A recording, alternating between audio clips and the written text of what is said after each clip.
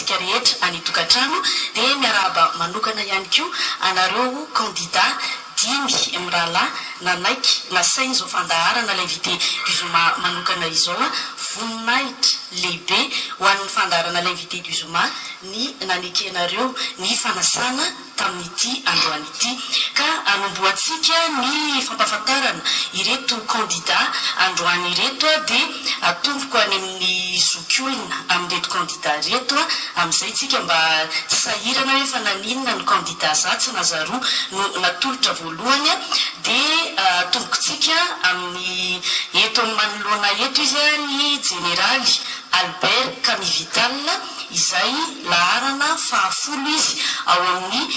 bulletin tokana izy dia manamboninahitra généraly efa nisotro ronono nanomboka tamin'ny taona 2012 nivoaka tamin'ny andiany fahafolo tao amin'ny akademia miaramila 20 taona ny candidat izy dia manana ny mari-pahaizana manokana ingénieur mikasika ny resaka travaux publics ny anatra tany Russie izy efa prime ministre nandritra n'izao fotoana ny teteza mity zao izy nanomboka ny volana décembre 2010 ka hatramin'ny volana septembre 2010 ary efa masoivoany Madagasikara tany Suisse ihany koa izy tao aorianan'izay ny fikambanana iaraka isika no manolotra ny candidat Albert Camivital.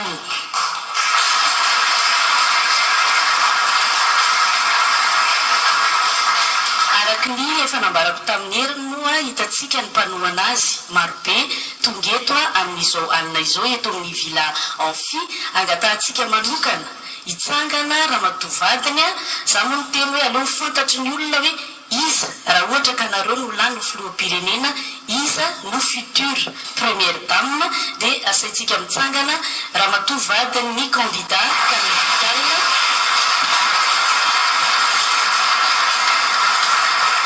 amin'ity androany ity asaintsika mitsangana ihany koa ny taleniny fampielezan-kevitry ny candidat Camivital Andriamatoa Mamy Ratovomalala.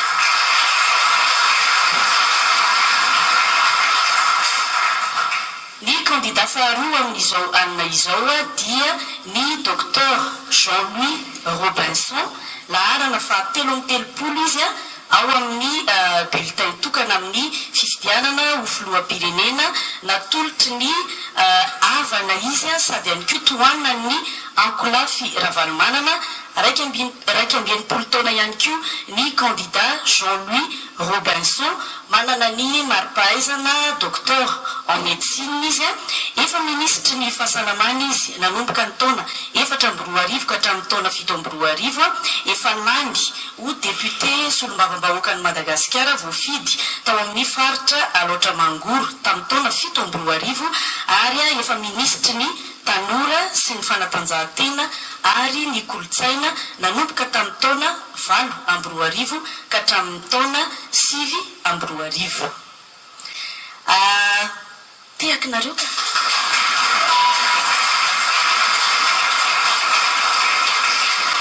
dia angatahantsika hitsangana ihany koa ramatovadiny docteur Jean-Louis Robinson raha izy zany lany filoham-pirenena dia izy ihany koa hitatsika mitsangana teo ny future première dame asaintsika mitsangana ihany koa ny taleniny fampielezan-kevitra ny azo no anankiroa ny taleniny fampielezan-kevitra dia Andriamatoa Tahina Razafonjoeliny sy Andriamatoa Henri Roger Ranaivson. Dia atolotritsika manaraka ny candidat fahatelo amin'ity alina ity ny candidat Hery Rajaonarimampianina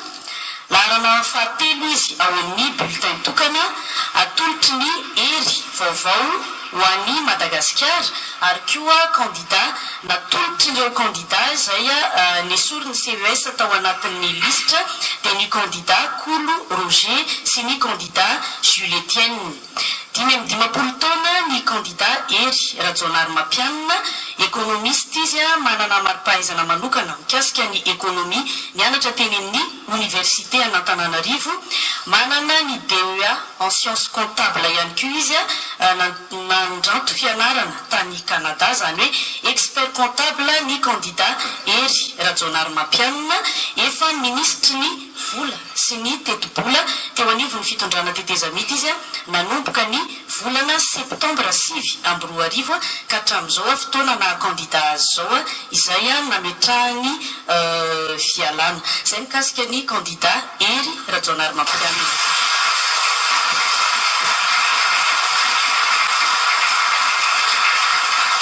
Asaitsika mitsangana ihany koa Ramatoavadiny raha izy ny lany filoham-pirenena dia zany ny future première dame, ary asaitsika mitsangana ihany koa ny taleniny fampelezan-kevitra Andriamatoa Jaobarson Randrianarivony.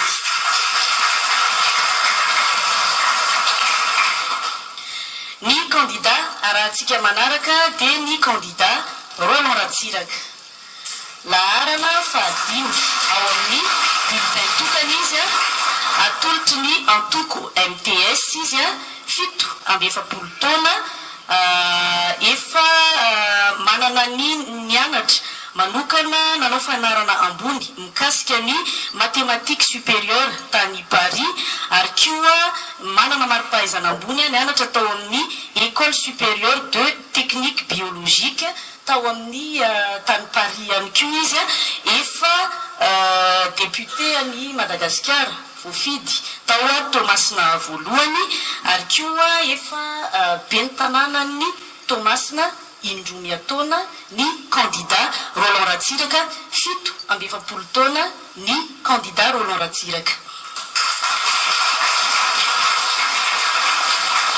Angatahantsika mitsangana ihany koa Ramatoavadiny, future première dame raha ny candidat Roland Ratsiraka ny lany filoham-pirenena, ary angatahantsika hitsangana ihany koa ny taleniny fampelezan-kevitry ny candidat Roland Ratsiraka Andriamatoa Ndrina Razanamasy.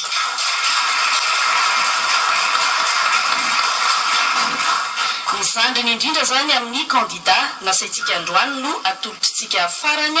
dia ny candidat Ajo Andrianainarivelo, 70 taona, atolotry ny vondrona politika malagasy miara-miainga na ny MMM. Izy dia manana ny mari-pahaizana diplôme de 3e cycle en environnement et santé tany amin'ny université ny Montpellier. Izy ihany koa dia ingénieur en sciences et techniques des industries alimentaires tao amin'ny école polytechnique ny Montpellier ihany koa. Ny candidat Ajo Andrianainarivelo dia efa lany voafidy ho ben'ny tanàna intelo tao amin'ny commune rurale ny Ankadinandriana, nanomboka ny taona 576 ka hatramin'ny taona 7 zany izy no